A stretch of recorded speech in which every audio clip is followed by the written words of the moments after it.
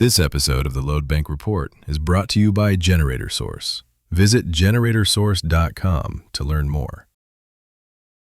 There is somewhat of a, I don't want to say a global energy crisis necessarily, but especially here in North America, United States, we're starting to feel the impact from the fueling issues that we're seeing from overseas. But also, obviously, demand is just increasing right now with all these different industries. It's important when you're purchasing a generator to know the guidelines local to you. And the reason I say local is because it's not a Google search, what are guidelines in the US? No, it's different everywhere. I was listening on the news this morning. Someone drove into a building and knocked out a generator, right? And so, those types of accidents that you can't predict, right? You still have to have a reliable partner that can provide you the power that you need in order to get you through the situation that you're currently in.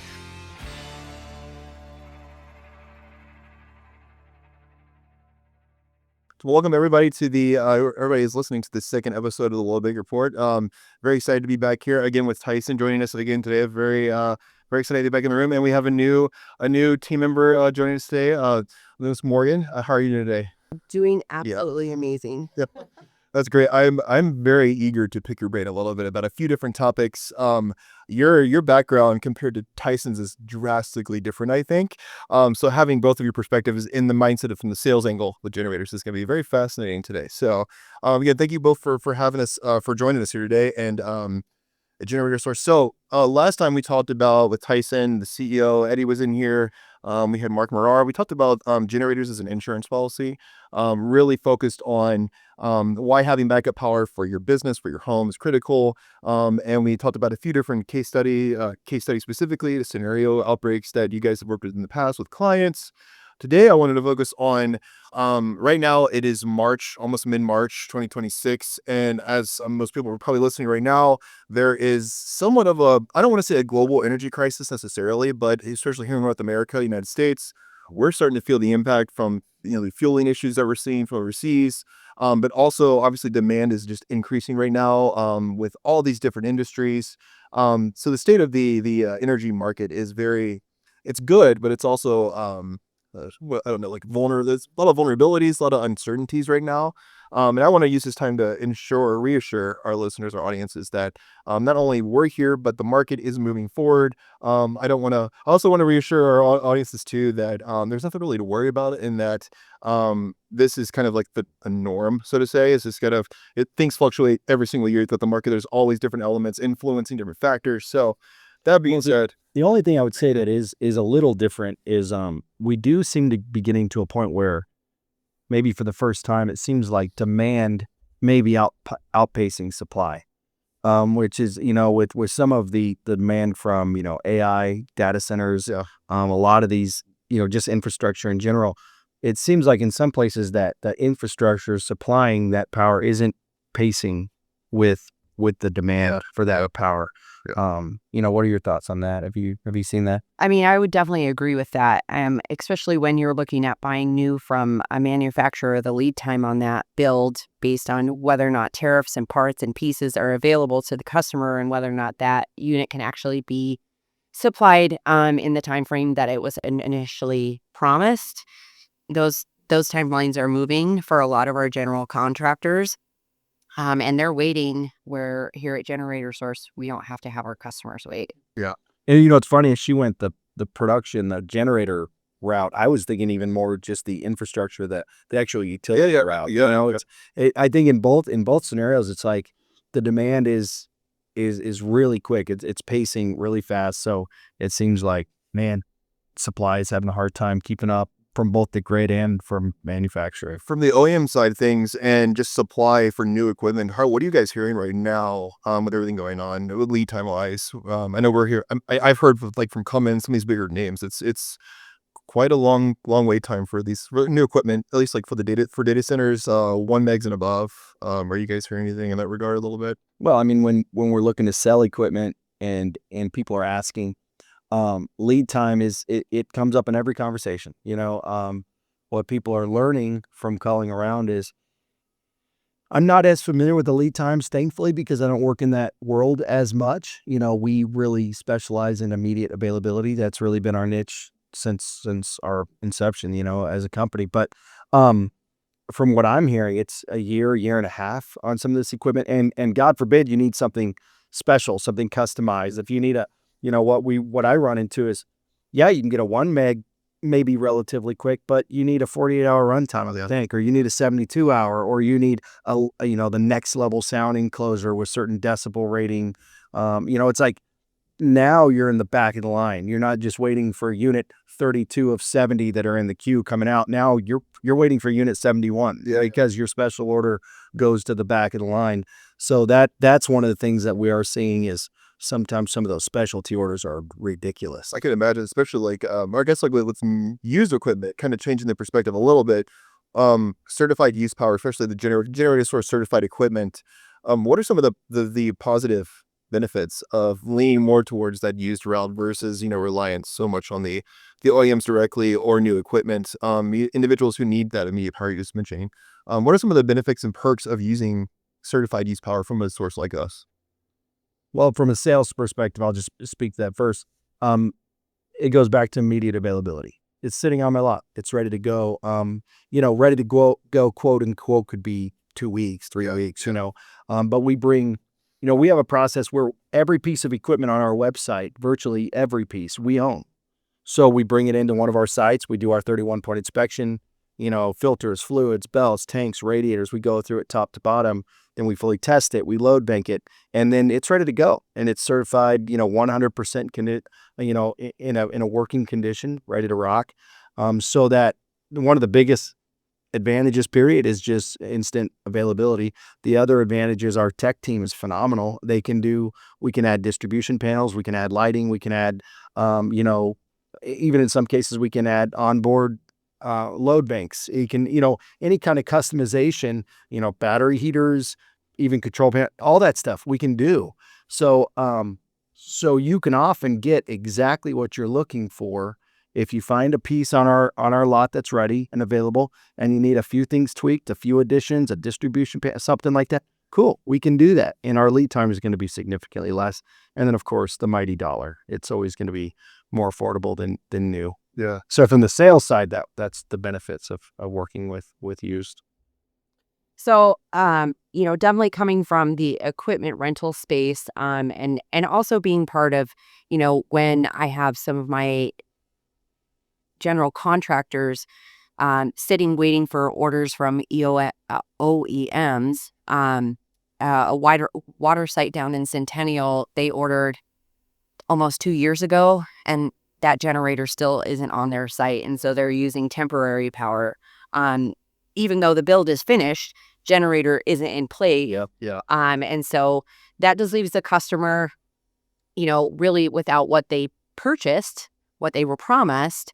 Whereas if you're buying used with us, we can guarantee that we're going to get that unit, the unit that you need to have sized appropriately, up and running with all of the ancillary features attached to it. Perfect. I guess one of the things I'm noticing right now from the marketing side of things is there's a lot of demand with construction right now. I know you're working directly almost a lot with these guys right now.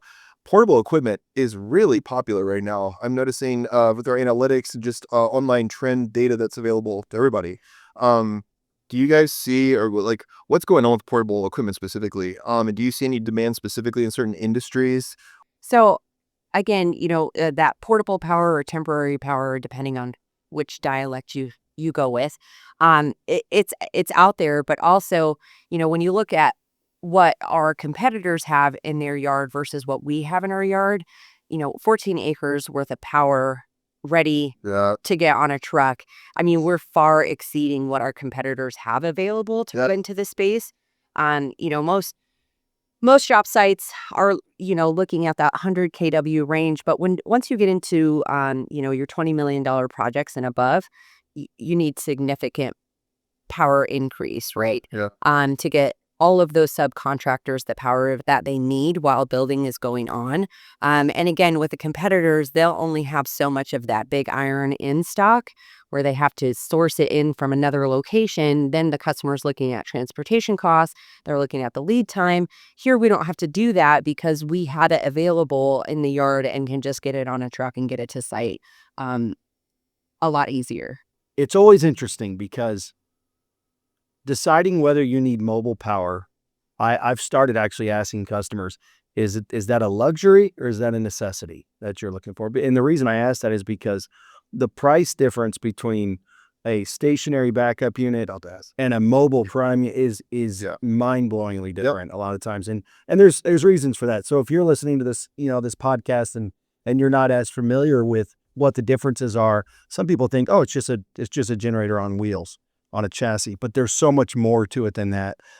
For example, a multi-quip, 100 kilowatt multi-quip, let's just say, or that style generator. Not only are you going to have, the chassis and the generator, but you're often going to have much more resilient components making up that unit.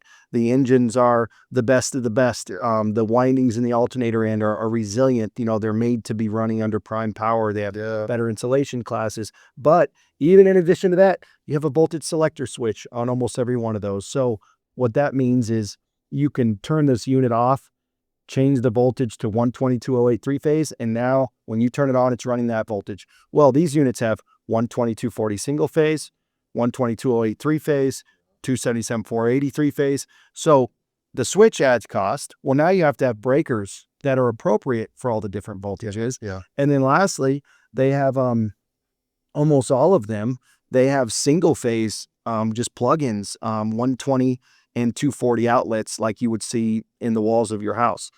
So you have 4 to 6 120 volt outlets and a couple 2 or 3 240 outlets that are running all the time. So that needs its own transformer.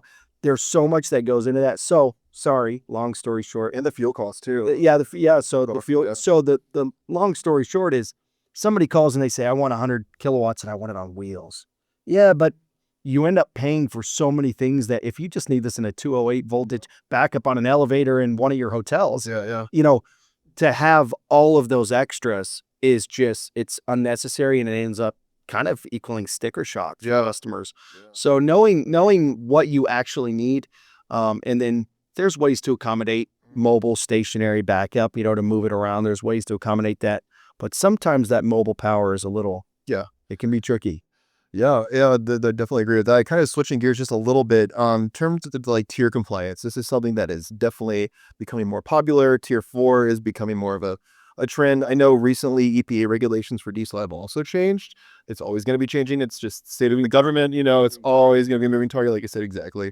What are you hearing out in the field for, what are customers asking in terms of this tier compliance conversation? Because I listen to the phone calls again, and there's a lot of not hesitancy, but a lot of lack of understanding of the differences and what it all means. Can you guys speak to that a little bit? And okay, so on tier compliance, first of all, a lot of this came into effect around 2007, 2008. Yeah. And previous to that, equipment really wasn't falling into tier 2, tier 3, tier 4.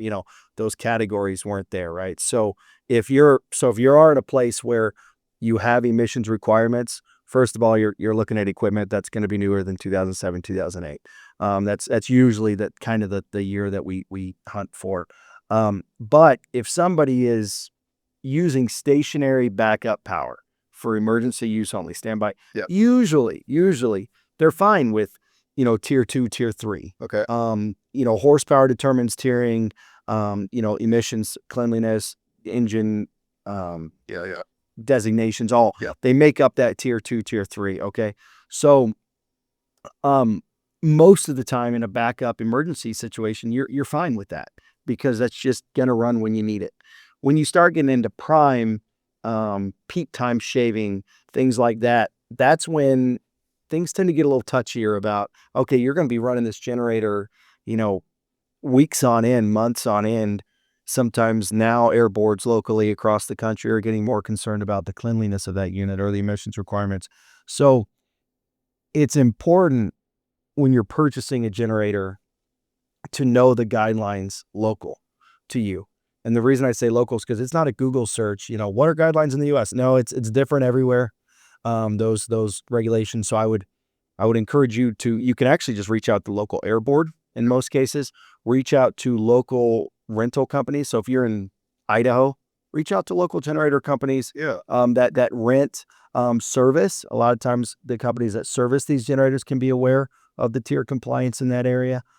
So now Tier 4 final. So do you want me to kind of tell you what makes up Tier 4 final? Whatever you really, any information is great. So Tier 4 final, all of your new mobile equipment, over-the-road generators are all basically Tier 4 final now. And it's because they need to be compliant to pretty much anywhere they're used, right? Yeah. So Tier 4 final has a series of processes that cleans up that emissions output. You have particulate filters post-exhaust. You have diesel emission fluid, DEF fluid. Yeah. A lot of you would be familiar with that in your Dodge Ram, with the Cummins diesel. So you have particulate filters and DEF fluid. All of these things are an effort to make the exhaust coming out of that generator as clean as possible. So Tier 4 final, one of the challenges that accompanies that is diesels. First of all, they like to run hot. They like to run at full bore because that allows them to burn off their emissions as naturally as possible when they're running hot, when they're working. That makes sense. If they're 80%, 90% used, great. Yeah. When you start dipping down into 40%, 30% utilization of that diesel's power, you start more of that emission. I guess I could say less of that emission burn off is happening. So, when you start running generators extremely low diesels, you start getting carbon buildup and wet stacking. Well, the problem is the less being burned off by the engine in a Tier 4 final, the more getting caught in those particulate filters. So what happens is if you're not running a Tier 4 final generator appropriately sized, if you're running it extremely light, those filters get clogged really quickly. You start getting codes really quickly, and the generator will shut down. And all of a sudden, now you've got a generator that's not doing anything. So when you get into Tier 4 final, it's really important to size appropriately because you want to be running hot, so it's burning as clean as possible before those Tier 4 final components even have to start doing their job. I've had customers order a 25 kW generator, put it up in the mountains. They overloaded it and it exploded because they didn't take into consideration the difference in the power factor. It's reduced the higher that we go, plus those Tier 3 and Tier 4 compliance. That generator is going to operate very differently. But again, as being the experts and knowing what fleet, what manufacturer is going to work in the harshest conditions of Colorado. And again, even if we go out east, where we are a little bit lower in elevation, now we're competing with open winds, and that's going to cool off the generator. Too much air into that will also affect the generator. So knowing what to place out there, which manufacturer and which tier compliance is going to be the best fit for the customer really makes a huge difference here in the Denver market. We had a company down south who was going to be doing manufacturing. And they have their building being built, everything's getting set up, everything's getting finalized. And their original plan for providing power from utility to this property fell through. Let's just say it that way.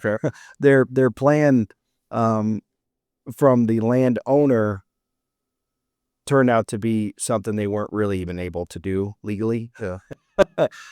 in regards to acquiring power for this location. So they're immediately in this dilemma of, we need power. We just built this facility for manufacturing, and every week, every month, we're not manufacturing. We're losing a lot of money, especially since they had contracts already in place to meet demands of the product they were manufacturing. So we had to brainstorm. So they did get a plan in place to get utility. They did get a projected date of utility being provided to the site. Now, projected, I highlight that because whatever you get, you usually just add a few months to right off the top. But long story short, what we did with them as a new customer, this is a learning experience for everyone involved, even me on some of these things. We ended up selling them. They needed basically 3,000 kilowatts of power to run everything. We ended up selling them 3 1500s, all set up with switchgear to run in parallel. Okay.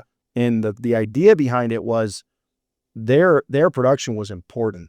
Going down wasn't just as simple as, well, you send everybody home for the day because we're down for a few hours. Yeah. No, it was they were losing a lot of money because of contractual demands. So, and penalties. So we sold them 3 1500s where we set them all up in parallel. The cool setup behind that, going back to kind of the prime versus standby conversation, was until they got their utility power, they could run any two of these 3 generators to provide enough power for the facility to operate. And then if one went down, great, we just pull in 1 and 3, 2 and 3 now. The other advantage to that was they never had to have any downtime because powering down one generator to service it, maintenance it, was no issue because we just run the other 2. So we really gave them redundancy, peace of mind, because even if a generator goes down and you have to wait a week and a half, 2 weeks for parts, maybe a month for parts, well, you still have 2 other generators that you're operating. Yeah. So there's a lot of peace of mind there. So that was a learning experience because what people don't realize, they have to go through engineering. They have to set up the pad. They have to pick your location. They have to set up, you want to prepare for the utility power. So you need to get your ATS in place. So when things do switch over, now you're ready to just go ahead and plug in utility when it's supplied to the building. So man, that was a really in-depth process where we had to all get together, put our heads together and brainstorm a solution for them. And they're operating. It was a great experience. I can imagine some people listening right now who do own businesses, like that is so much power, like extra power that they can, it's like a lot of extra cost for an operational standpoint, but the residual value there when the scenario actually happens, I mean, the return on it is almost immediate. Well, the cool thing was, Stephen, is like they had another building that once they got utility, they were planning to remove one of the 1500s now and take it to that other building for backup. Okay. So it worked repurposed. So they had backup power. Once they got utility, they had backup power from the 2 generators that was enough to run the facility, and then they could take that third and actually repurpose it to another location in their company, which is awesome. The other thing was goes back to what we talked about earlier in the podcast. Buying 3 generators used was still significantly less than buying 2 units new. So we were able to get them redundancy, peace of mind, and a third generator at a lower cost than they would have been paying for 2 new units. And also, there was no lead time. It was sitting on my lot. The only time it took was getting the switchgear, getting the generator set up to communicate with each other and operate in that condition or in that environment. That was the lead time. It wasn't a year and a half before these even come out of the warehouse, and then we got to figure out how to set them all up. Very nice stuff. Yeah. Okay. Interesting. School of Mines, they went through one of those situations where they lost utility. Yeah. They had to rely on their solar backup and the generator backup. But unfortunately with that, the units that were put on site were not, as to Tyson's point, continuous, designated for continuous use, right? Which then caused the generators to have some failing components because they were running for 72 hours, where that's not what the intended practice of that backup power is supposed to be. And the service provider, they're still under warranty, but the service provider is 5 states away. So how do they actually help the customer here in this market? When in fact, utility has lost, backup power has come on, the anticipated time of return of utility was a lot longer than what the customer anticipated, which then caused a lot more failures to their backup generators that are on site. Yeah. Which then causes them another problem on how to repair that generator. And so that's where we are able to come in and assist with saying, hey, we have local people here. We understand that your equipment is still under warranty, but we can partner with that individual and provide the team on the ground here in this market. Yeah. And then also, looking out at a cell phone company, they're under some remodels. They're adding some new generators. They have some temporary generators out there. But just, really making sure that those cell phone providers have the right amount of power and as they're upgrading their power systems to make sure that they're purchasing the right power so they're not stuck in a situation like the previous customer. Yeah. Interesting. You read the school story you were just talking about. This is a theme that I'm also seeing, again, from the marketing side of things, from visual space, hybridization. A lot of hybridized setups going around. Not every state in the nation can obviously cater to that type of structure, but We have quite a bit of summer. Colorado, I don't know how often you run into that at all out in the field here, but I hear that's like becoming the new norm almost, especially from the SMB kind of side of things, where from a cost perspective, you can get a small little energy storage battery, some kind of system attached to the actual generator. I believe that the ATS or however it's structured. Well, on the backside. That process has been around for quite a while. on the consumer residential side. Yep, A absolutely. lot of houses off grid, they run a solar system and they supplement their solar power with backup generator power Yep. to recharge, So it seems like the technology is finally getting to a point where they can use that on a larger scale, more capacity. So Efficiency. so yeah, we're starting to see that more in the commercial world, I guess you would say. And that's, I mean, exactly what Colorado School of Mines is doing with their solar farm that they have out there. It was designed very, very intentional. They put those solar panels over their parking spaces Right. at a 4-degree angle, so that way it's maximizing that sun time. But then also the customer is then able to take some of that backup power that they don't use at the school and sell it back to the grid and the utility company. So that way they're maximizing that investment. And then again, having the availability that should, the sun not shine. It was snowing here in Colorado.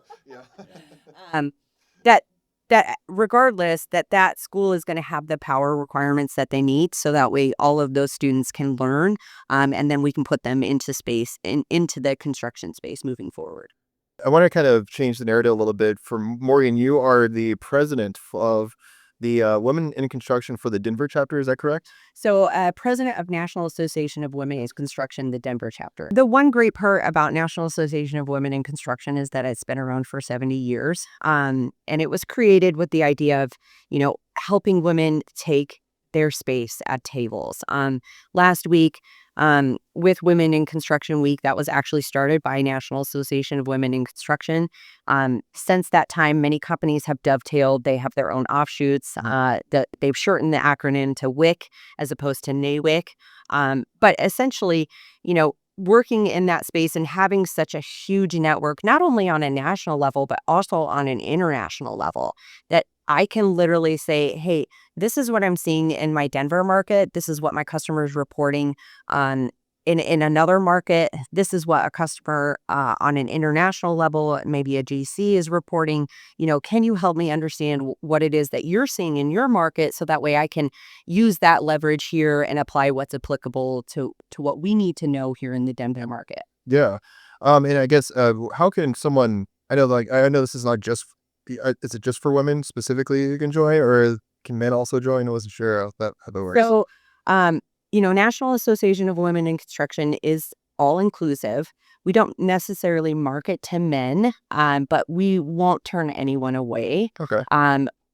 It's really just to create the right allyships and to also debunk the fact that for so long that everyone has had the age-old idea that this is a male-dominated space, and it's really just a male-populated space. Like, the numbers are turning. We discussed the She Builds Nations report on where over 500 women submitted, that they've never had a female leader. They've never had a female sponsorship, and what it looks like when you are debunking kind of what the unconscious bias of leadership training for a male versus a female is, and really being able to treat both genders without that unconscious bias, and really being able to leverage their experience and the team's experience into a collaborative effort to make sure that the job is really being done well, as opposed to just leaning on a transactional management style where, maybe Joe or maybe Sally has been in that position for 72 years. And so we're just going to go with what they say, as opposed to having the whole team learn together in a collaborative approach. Perfect. And I guess from that perspective, and just in general, if individuals are curious to come into the space a little bit more, maybe they want to become a technician, start working on equipment, or they want to become part of a sales team like yourself here. What are some of the steps they could take to kind of start that education, the path of education, path of success, to understand what is the right long-term strategy for them? Do you guys have any advice for that? Sure. I mean, one of the big initiatives that was started prior to me is, really looking at the industry as a whole. We're about to hit another retirement bubble in 2030. And the year of it, the expertise in that bubble gap is 15 years, right? So we're going to be people are going to retire. They have 45 years of experience. And then we're going to put leadership that only has 15 to 20 years of experience into those positions, right? So how do we actually get those next emerging leaders ready to go into those spaces. Yeah. And so one of the things that the Denver chapter has done, which is a huge chapter brag and the first for all of NAWIC, is that we look at recruiting and talking with high school students.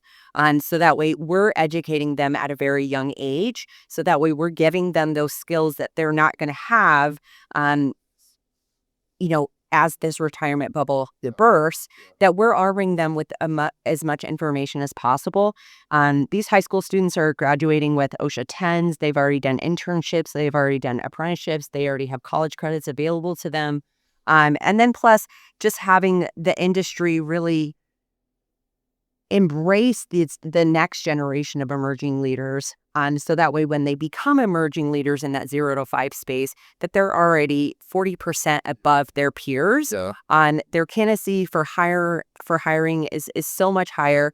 And plus their work productivity, their knowledge of their trade, their craft, and their ability to understand the soft skills that go along with being in the industry and what networking looks like, regardless if you're in the field or you're in the office, that's a vital component moving forward in order to fill that gap when the bubble bursts. The energy space is changing so fast. I feel there's so many different, like between new fuel sources, new types of energy storage that's always being developed. It's been happening for the past 200 years, really.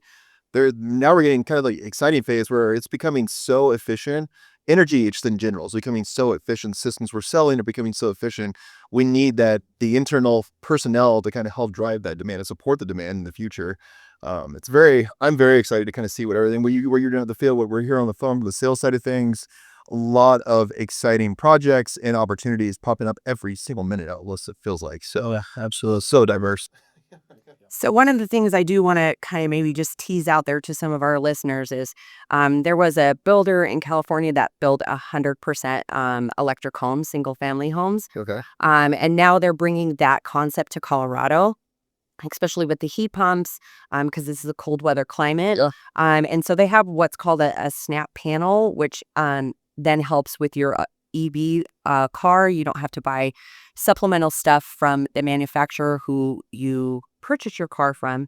The home is already ready for that. Yeah. And then in addition to that, again, in the Colorado market with the rolling blackouts from Excel, you can supplement with your generator space. And so that's really a new trending concept, especially for the home builders in the single and multifamily home space is going 100% electric, which then also alleviates the demand on the grid and makes that home independent in its own power source. Energy independence. I've been saying that phrase so much. I love that. I love it so much. There's this massive trend of energy independence. Everybody wants to be their own beast, I guess. Their own power source. Yeah. Their own powers.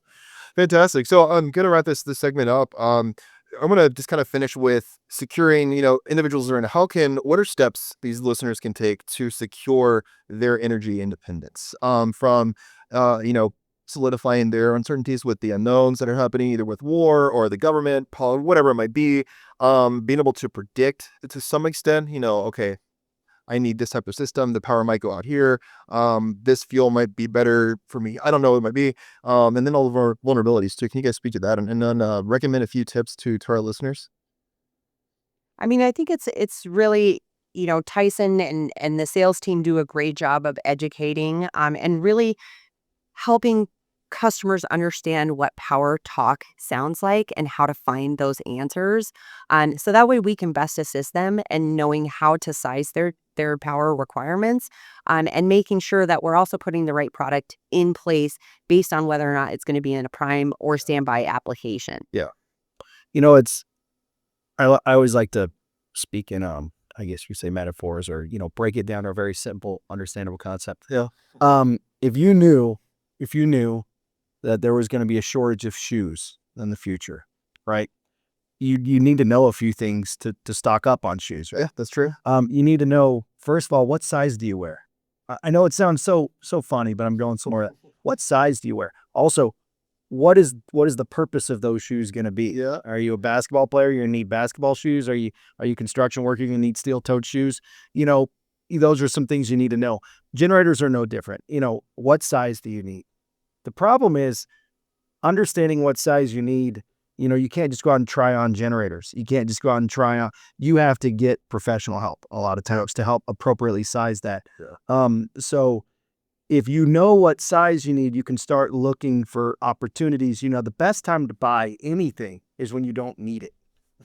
That is true. The best time to buy anything is when you don't need it. So if you can get it, I would say my only advice to preparing for the future, securing the power that you're going to need is, first of all, get to know what size you need. So get an electrician, find out what voltage your operation runs in.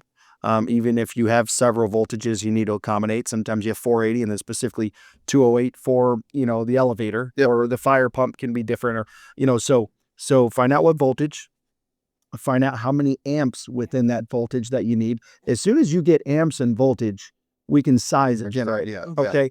So get to know your size, and then get to know your purpose. Are you going to be running this days on end? Is this something you're anticipating rolling brownouts? Because, as wind picks up in Colorado, some local companies have started, the energy companies have started saying, hey, it's super windy. Rather than risk down power lines in an extremely dry climate right now that will start blocks of cities on fire, we're going to go ahead and just shut down power to that sector.